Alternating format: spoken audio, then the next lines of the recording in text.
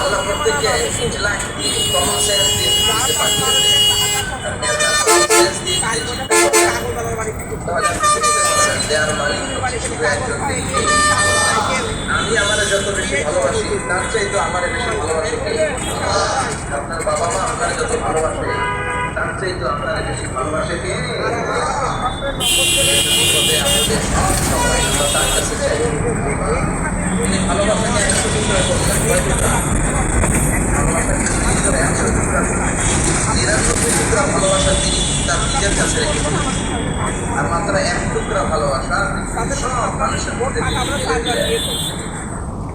আমরা সবাই মিলে পেয়েছি 1 টুকরা ভালোবাসা।